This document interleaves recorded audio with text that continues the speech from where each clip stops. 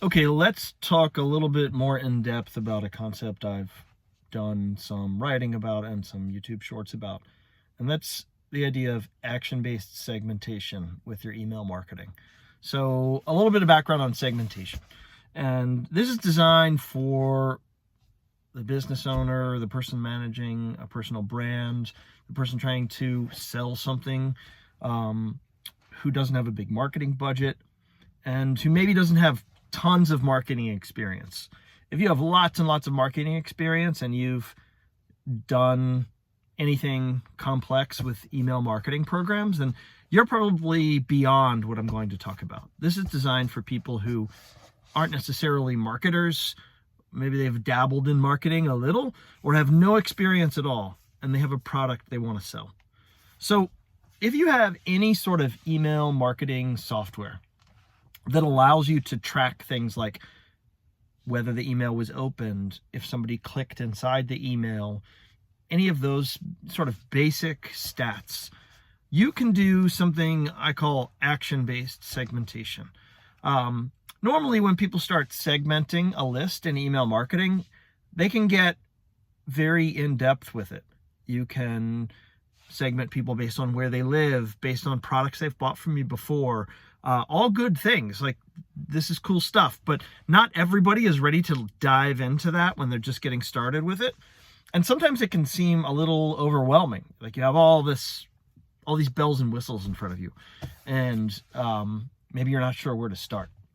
So what I tell people is that you can use action-based segmentation to get beyond what is often the first stage of email marketing for people. And that's where, like, say you're a small brand or a small business, maybe you own like a coffee shop, and you send an email out every Monday saying like, hey, here's what we have happening this week. These are the specials. We have live music, whatever it is that you're trying to get out to your customers, because people are coming in to your store and they're signing up for your email list, or they're going to your website and signing up. They're seeing your social media posts and starting to follow you and ending up on your email list. With action-based segmentation, I'm going to outline a few things you can do to kind of take the next step from just sending out the same email to everybody every time you do it. So it starts with that first email. You send out your newsletter, let's say on a Monday. Rather than wait till you send out the next weekly newsletter the next Monday, or maybe you're just doing this monthly, rather than wait for the next newsletter, it's great to look at your audience in 3 segments. Your openers of that email you sent, your people who didn't open that email you sent, and then all the people who not only opened it, but actually clicked on something in the email. So I call them the openers, the did not opens, and the clickers. I like to send these 3 groups a different message depending on what they did. So let's start with the people who didn't open your email at all. So you can hit them with any number of things, but you want to try to do something that might get them to take the next step, which is to open your emails. So you can do a couple of things. One is the subject line. Maybe that subject line you sent, maybe it didn't interest them. Maybe it gave away too much. Maybe the subject line was like, this week's specials, and they thought, you know what, I'm not going to get in there this week, or that's good, I know what I'm getting, I don't need a special. So you could send a different message to those people that maybe the subject line is a bit vague and gets them to click. Like, don't miss this, or something like that. Each brand has kind of its own unique set of things that they can talk about. So for a coffee shop, maybe you're talking about like something new you have available. And maybe that would be interesting to people.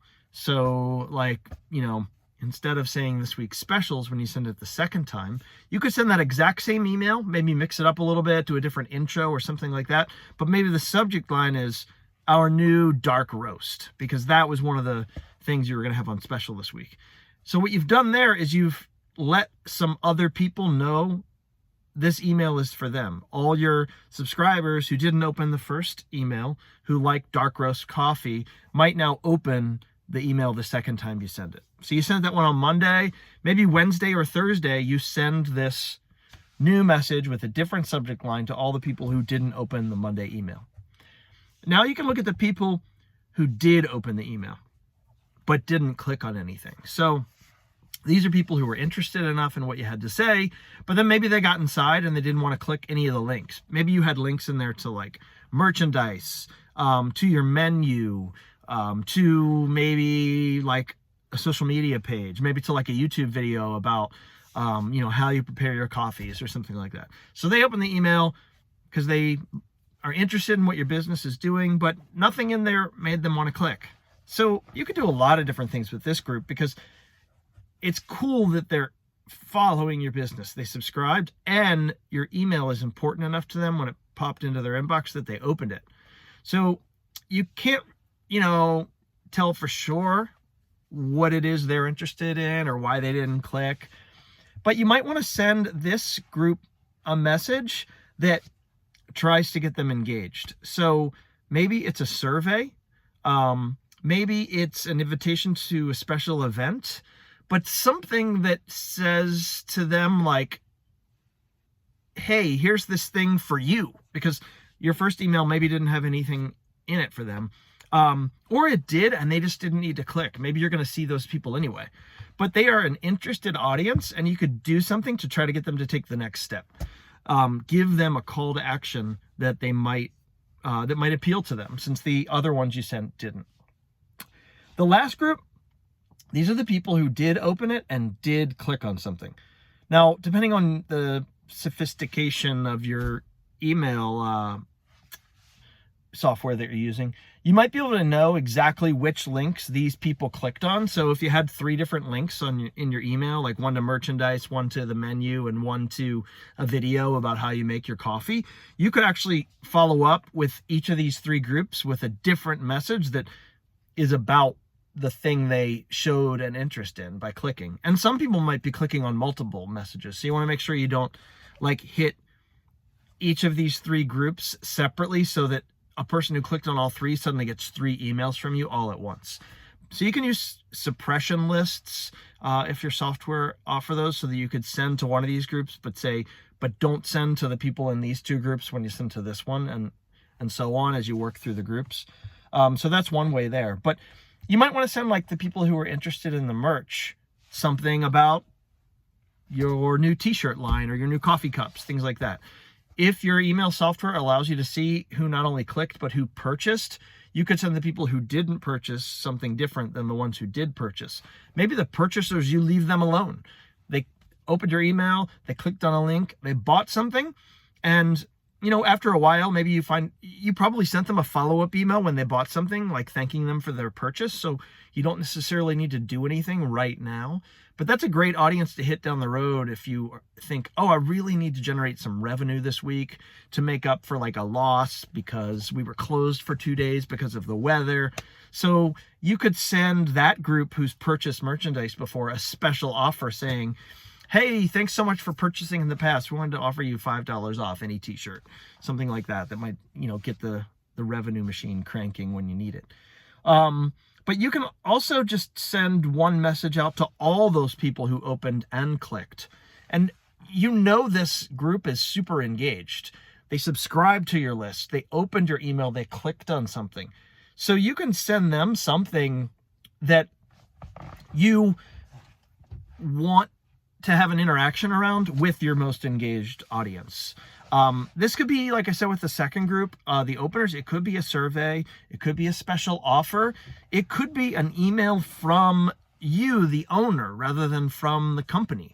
And you don't want to necessarily get big brother-ish and say like, hey, I know you opened our email and you clicked on some links. Like that tends to scare people, like that you're watching them. A lot of people know you're able to see what they do in an email, but not everybody does. So don't want to like make it sound creepy when you send them an email. So you can think about a way where, as the business owner, you might send a message to the people who opened and clicked that's unique in some way. Like maybe that's a group you'd want to have come in to do like a tasting or like a tour of something with you, or maybe you write something like an email that's like very personal, about how you started the coffee shop and what you have coming. And that's great to get out to everybody, but maybe there's like a message you want to send to like your most engaged audience. So it's every business is different, and you may have like something very unique that you could say to those people. So that's action-based segmentation on the simplest level. It's looking at the openers, the did not opens, and the clickers, and thinking about how you can send each of those groups a different message after you send your initial blast to everybody. And you can drill down like multiple levels on this. So let's say you send that newsletter on Monday, and then on Wednesday, you send a new message to all of the openers, and you're inviting them to come in and try like a new flavor, like get a sneak preview. So you've sent that group now this second email on Wednesday, and it's for an event you're going to do on Saturday. And maybe you have a way they can RSVP in there, and a bunch of people, click and RSVP, and they get a confirmation from you. And so you're just planning to see them at the event. But all the people who didn't open that email, or who opened and didn't RSVP, you could consider like hitting that group again. So now you're like action-based segmentation down one more level. And you could send them something saying like, hey, we really hope to see you this Saturday. And it's, you don't have to say like, we know you didn't RSVP yet because we're watching you. But you can just say like, we'd love to see you. And they'll know like, oh yeah, I saw the email the other day and I was just busy and I'm meant to reply. Or like, you just have to think about like what it's like to be one of your customers. Like maybe they're busy, maybe they saw your email and thought like, oh yeah, I got to check our Saturday schedule because, I have plans with somebody, or my kids have things to do. Just, think about what you would want as a customer, especially if you were one like that, who opened your email, I'm interested in this company, and then they sent you the special invite and they opened it, but they didn't confirm. Like they might want just a last minute reminder. So, think about how all of these concepts of slicing and dicing your list apply to your specific audience. And if you want to post a comment and ask me a specific question about your business, I love talking about this stuff. If you have other things you want me to dive into in future videos, please post that. And I will also put a link in the description to my newsletter, No Budget Marketing. It comes out every Sunday, and I give tips to small business owners and just other people who have very small or no marketing budget at all, but have a product that they want to promote. So each week I send out some ideas around that. This is something I've done a bit of in my life as a marketing professional, either for projects of my own or when I've worked places where there was a tight budget just in general, or if there were times where, because of the economy or whatever the company was going through, we had less to work with. So I often had to get creative and think about how to stretch a budget. And so that's what I do in my newsletter every Sunday. I send out ideas for people who are in a similar situation. So thanks for watching this. Hit the subscribe button if you haven't yet. And don't forget to leave a comment if there's something you want to talk about. Thanks.